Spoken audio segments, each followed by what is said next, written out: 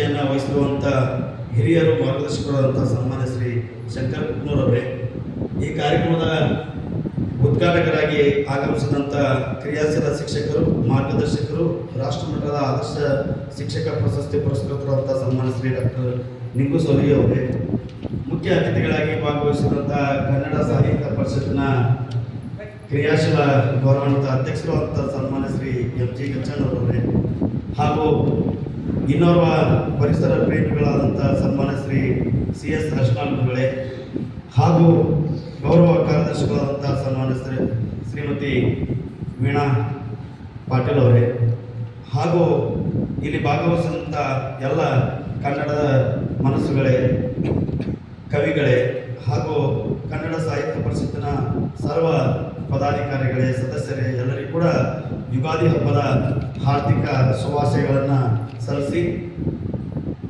ಮುಂಡ್ರಿಗಿ ತಾಲೂಕಿನಲ್ಲಿ ಕನ್ನಡ ಸಾಹಿತ್ಯ ಪರಿಷತ್ತು ಹಲವಾರು ವಿವಿಧ ರಂಗಗಳಲ್ಲಿ ಕಾರ್ಯಕ್ರಮಗಳನ್ನು ಮಾಡ್ತಾ ಬಂದಿದೆ.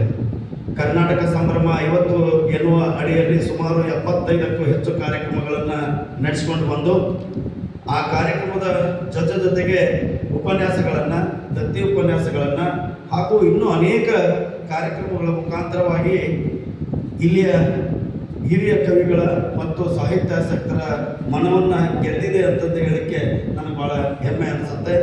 ಯಾಕಂದರೆ ಕಳೆದ ಮುಂಡ್ರಿಗಿ ತಾಲೂಕಿನಲ್ಲಿ ಸಾಹಿತ್ಯ ಪರಿಷತ್ ನೀವೆಲ್ಲ ನೋಡಿದಿರಿ, ಕಳೆದ 6 ಅಧ್ಯಕ್ಷರು ಕೂಡ ಇಲ್ಲಿ ಏನು ತಮ್ಮ ಅಧಿಕಾರಾವಧಿಯನ್ನು ಅನುಭವಿಸಿ ಹೋಗಿದ್ದಾರೆ.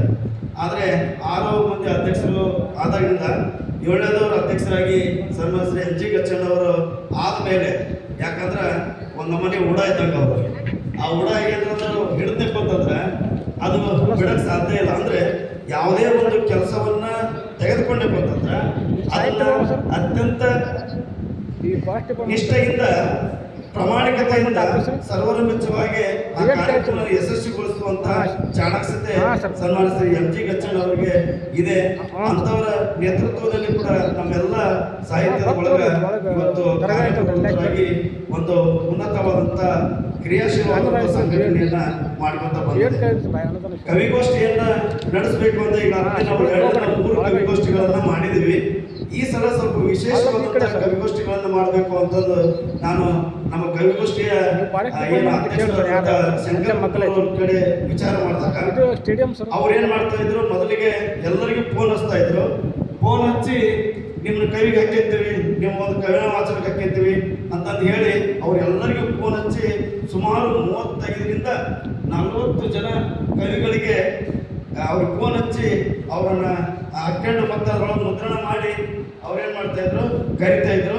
ನಾವು ಈ ಸಲ ಏನು ಮಾಡಿದೆವು, ಕರೆದ್ರು ಕೂಡ ಕೇವಲ 10ರಿಂದ 12 ಜನ ಮಾತ್ರ ಆ ಕವಿಗೋಷ್ಠಿಯಲ್ಲಿ ಭಾಗವಹಿಸ್ತಾ ಇದ್ರು. ಆದರೆ ಈ ಸಲ ನಾವು ಅಧ್ಯಕ್ಷರು ನಾವು ಎಲ್ಲ ಚರ್ಚೆ ಮಾಡಿ ಏನಂದ್ವಿ, ಅವರಿಗೆ ಯಾರಿಗೆ ಆಸಕ್ತಿ ಇದೆ ಅವರಾಗೆ ತಮ್ಮ ಹೆಸರನ್ನು ನೋಂದಾಯಿಸ್ಕೊಳ್ಳೋಕೆ ಒಂದು ನಾವು ಏನು ಮೆಸೇಜನ್ನು ಹಾಕಿಬಿಡೋಣ, ಸಂದೇಶ ಕಳಿಸೋಣ, ಪ್ರತಿಯೊಬ್ಬರು ಹಾಕಿ. ಯಾಕಂದ್ರೆ ಅವರಿಂದ ಬಂದಾಗ ಮಾತ್ರ ಆ ಪ್ರತಿಕ್ರಿಯೆ ಬಂದಾಗ ಕಾರ್ಯಕ್ರಮ ಯಶಸ್ವಿಗೆ ನಿಜವಾಗ್ಲೂ ಒಂದು ಅಡಿಪಾಯ ಹಾಕಲಾಗುತ್ತೆ. ಹಂಗೆ ಹಾಕಿದಾಗ ಅನೇಕ ಜನ, ಸುಮಾರು 25 ಜನ ಏನು ಕವಿಗಳು ನೀವು ಸ್ವರಚಿತ ಕವನವನ್ನು ವಾಚನ ಮಾಡ್ತೀವಿ ಅನ್ನೋದ್ರ ಬಗ್ಗೆ ನಮ್ಗೆ ಮಾಹಿತಿಯನ್ನು ಕೊಟ್ಟರು.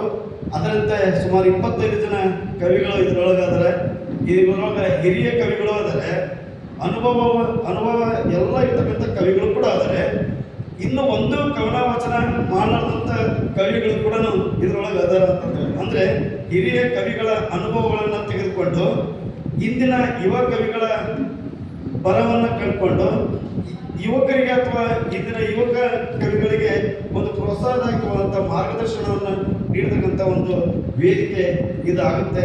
ಯಾಕಂದರೆ ಕವಿತೆ ಅಂದರೆ ಒಂದು ಮಾನವನ ಭಾವನೆಗಳನ್ನು ಸುಂದರವಾಗಿ ಅಭಿವ್ಯಕ್ತಿಸುವಂಥ ಕಲೆ.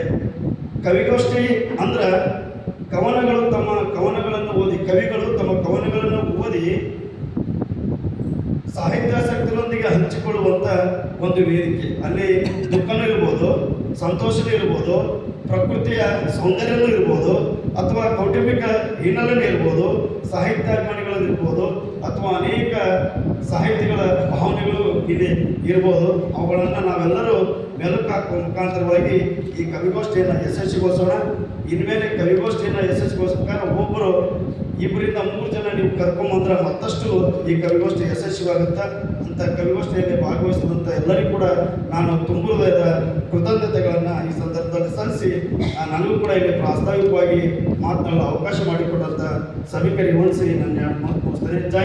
ಜೈ ಕನ್ನಡ.